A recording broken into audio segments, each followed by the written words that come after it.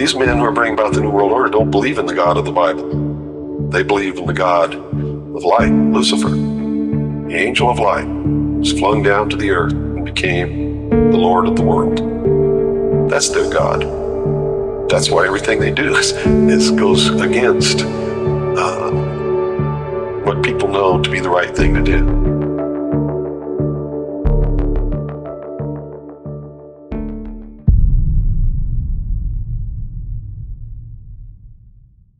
Deep inside Yale University lies one of America's most notorious secret societies, Skull and Bones. Established in 1832, this exclusive order, known as the Order 322, or the Brotherhood of Death, has produced presidents, CIA directors, court supreme justices, and business leaders who influence global affairs from behind closed doors. They meet in a sealed tomb, take vows of silence, and reportedly maintain collections of historical relics while building influential networks. This is no mere college legend. It is a documented web of influence that has inspired conspiracy theories for nearly 2 centuries. Let's examine the facts, its origins, its notable members, the associated theories, and the individuals who attempted to reveal its secrets. Skull and Bones is a kind of Freemasonic association, and I guess you could call it a death cult. You can call it a satanic cult. Skull and Bones was founded in December 1832 at Yale University in New Haven, Connecticut, as a deliberate move toward greater exclusivity. 2 Yale seniors, William Huntington Russell and Alphonso Taft, separated from existing debating societies to establish their own group. Russell, from a family involved in the opium trade with China, studied in Germany from 1831 to 1832, where he encountered secret societies influenced by the Illuminati. He incorporated elements such as oaths of loyalty, symbolic rituals of death and rebirth, and selective recruitment to create a lasting network. The society's emblem and the number 322 carry significant symbolism. It refers to 322 BCE, the year Demosthenes died, marking the transition from democracy to rule by the wealthy. In 1856, the group incorporated as the Russell Trust Association, a tax-exempt organization that owns the headquarters known as the Tomb.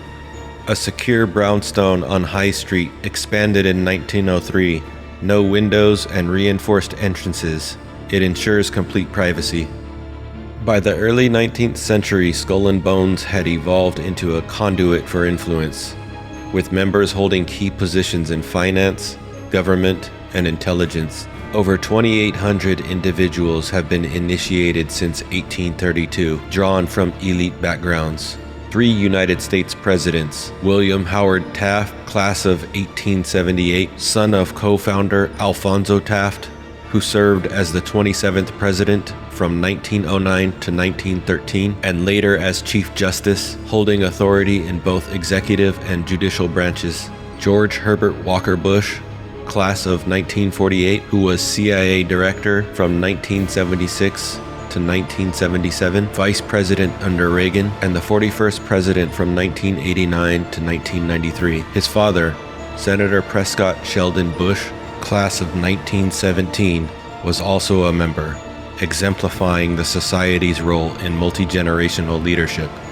George Bush Jr., class of 1968, the 43rd president from 2001 to 2009, who appointed 5 fellow members to his administration, including William Donaldson as the head of the SEC, illustrating the network's reach into governance. Beyond the presidency, John Kerry, class of 1966, the 2004 Democratic presidential nominee and Secretary of State under Obama, competed against George Walker Bush in the only election featuring 2 Skull and Bones members. It's always been theater, and still is. During the campaign, NBC's Tim Russert questioned both on Meet the Press. In February 2004, this is what happened. We're both in Skull and Bones, the secret society. It's so secret we can't talk about it. What does that mean for America? The conspiracy theorists are going to go, what? I don't know. I haven't seen the web. Number 322? You both were members of Skull and Bones, a secret society at Yale. What does that tell us? Not much, because it's a secret. Is there a secret handshake? Is there a secret code? I wish there were something secret I could manifest. 322, a secret number? There are all kinds of secrets, Tim, but one thing is not a secret. I disagree with this president's direction that he's taking the country. We can do a better job, and I intend to do it. Tim Russert, the moderator of Meet the Press and NBC's Washington bureau chief, collapsed and died early this afternoon. Other prominent members include Henry Luce, founder of Time magazine, Averell Harriman, governor of New York and diplomat, Mick George Bundy, National Security Advisor during the Vietnam escalation, Potter Stewart, Supreme Court Justice, Frederick Smith, founder of FedEx, William F. Buckley, influential conservative commentator, Lyman Spitzer, pioneer of the Hubble Space Telescope. Connections to intelligence are also notable. James Jesus Angleton, CIA intelligence chief, William Bundy, CIA analyst, Austin Goolsbee, president of the Federal Reserve Bank in Chicago. These associations are not random. The society facilitates advancement through shared connections and mutual support. And with all these connections, Skull and Bones is one strand within the global cult's network. The very word secrecy is repugnant in a free and open society. And we are, as a people, inherently and historically opposed to secret societies, to secret oaths, and to secret proceedings. We decided long ago that the dangers of excessive and unwarranted concealment of pertinent facts far outweighed the dangers which are cited to justify it. Even today, there is little value in opposing the threat of a closed society by imitating its arbitrary restrictions. Even today, there is little value in ensuring the survival of our nation if our traditions do not survive with it. And there is very grave danger that an announced need for increased security will be seized upon by those anxious to expand its meaning to the very limits of official censorship and concealment. That I do not intend to permit to the extent that it's in my control. And no official of my administration, whether his rank is high or low, civilian or military, should interpret my words here tonight as an excuse to censor the news, to stifle dissent, to cover up our mistakes, or to withhold from the press and the public the facts they deserve to know. For we are opposed around the world by a monolithic and ruthless conspiracy that relies primarily on covert means for expanding its sphere of influence, on infiltration instead of invasion, on subversion instead of elections, on intimidation instead of free choice, on guerrillas by night instead of armies by day. It is a system which has conscripted vast human and material resources into the building of a tightly knit, highly efficient machine that combines military, diplomatic, intelligence, economic, scientific, and political operations. Its preparations are concealed, not published. Its mistakes are buried, not headlined. Its dissenters are silenced, not praised. No expenditure is questioned, no rumor is printed, no secret is revealed. Ron Rosenbaum, a journalist for The Observer, infiltrated the tomb in 1977 and captured a ritual on hidden camera in 2001, showing robed figures, chants, and dramatic elements. The footage aired on CBS and prompted legal action. He's come pretty close. She was part of a team that successfully recorded part of the initiation ceremony that takes place in the tomb's courtyard. Okay, you have the doorway here. Yeah. Okay, then to the right, you have a hedge, and then you have an evergreen tree. If you follow that line straight back, courtyard's in there. Ah, okay. So that's where they have the ceremony, didn't the outdoor part of it was indoor. So we only got to see the outdoor part. Right. We only got and to listen to the outdoor part. God only knows what went on indoors. And what did you hear? What was it you know? You managed to get this unique access. It was just It was corrupt. I mean, they were pretending to murder people. And What was the tone of it, though? Was it jokey or was it quite... No, it wasn't jokey at all. It was sick. That's the only thing to describe it. It was sick.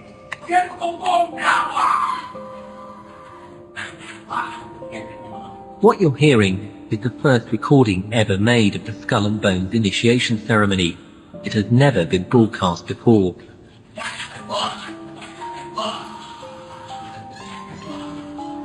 15 new members of the club are being introduced into the macabre rituals of Skull and Bones by the senior students who are about to graduate. The club has what some might see as a strange fascination with death, skulls and bones. There's the chant too, difficult to hear first of all, but including the devil equals death. Allegations of relic collection by Prescott Sheldon Bush and others reportedly were housed in the tomb for ceremonial use. In 2009, Harlan Geronimo, a descendant of Geronimo, filed a lawsuit over the theft of his skull, drawing attention to the claims despite the case's dismissal on procedural grounds. From Tim Russert to Ron Rosenbaum, several individuals have attempted to bring details to light. Anthony Sutton published works in the 1970s and 1980s, including America's Secret Establishment in 1983. Alex Jones visited Yale in 2021, filming outside the tomb for InfoWars, asserting its foundational role in the CIA. These efforts involved personal and professional risks, including threats and career setbacks, but contributed to public understanding of the society, which may or may not be what they wanted.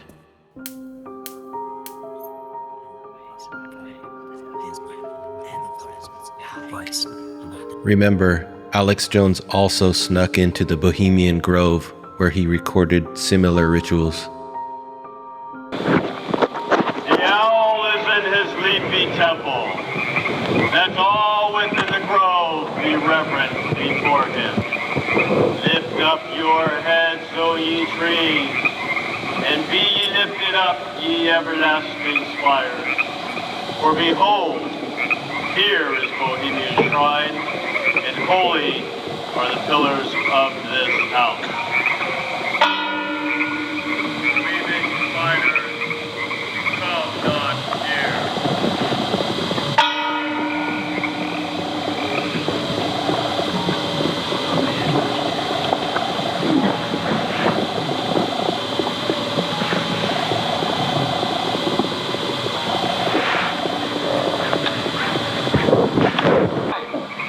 Let them join us in this ritual. Not a place be empty in our midst. O beauty's vassals, who hold in this gray autumn of the world her springtime in your heart, attend our tale. Gather, ye forest folk, and cast your spell over these mortals. Touch their world-blind eyes with fairy unction. Open their eyes and blow all the memories of yesterday and seal the gates of sorrow. It is a dream, and yet not all a dream. Bohemians and priests, the desperate call of heavy hearts is answered. By the power of your fellowship, dull care is slain.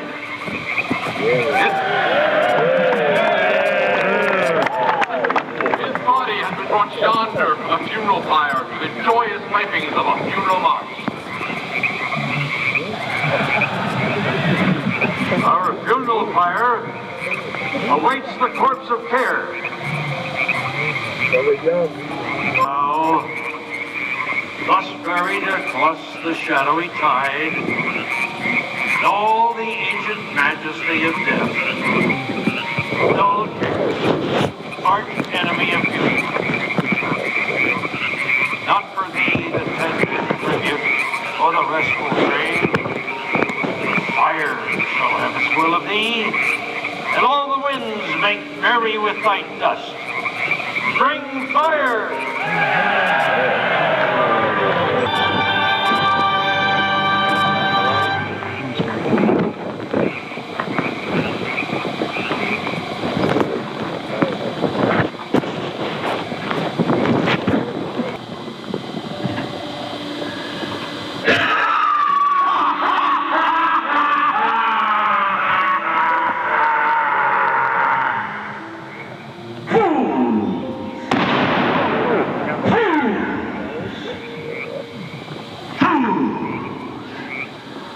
When will ye learn that me ye cannot slay?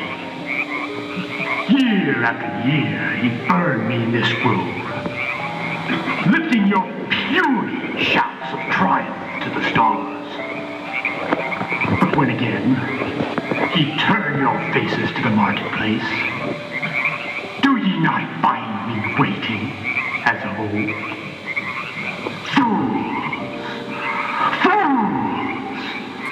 Fools to dream ye conquer care. Nay, thou mocking spirit, it is not all a dream. We know thou waitest for us when this our sylvan holiday has ended. We shall meet thee and fight thee as of old, and some of us prevail against thee, and some thou shalt destroy. But this too we know. Year after year within this happy grove, our fellowship bans thee for a space. And thy malevolence which would pursue us here has lost its power under these friendly trees. So shall we burn thee once again this night, and in the flames that eat thine effigy, we shall read the sign, Midsummer sets us free. Ye shall burn me once again!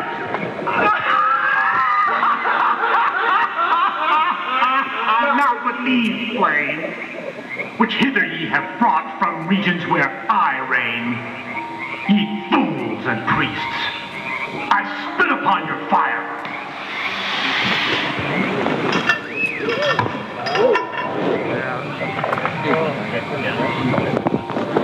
Wow. Great central of all mortal wisdom, thou of Bohemia, we beseech thee, grant us thy counsel. Once more, we banish thee. Begone, dull care. Fire shall have its will of thee. Begone, dull care, and all the winds make merry with thy doubts. Hail, fellowship's eternal flame. Once again, midsummer sets us free.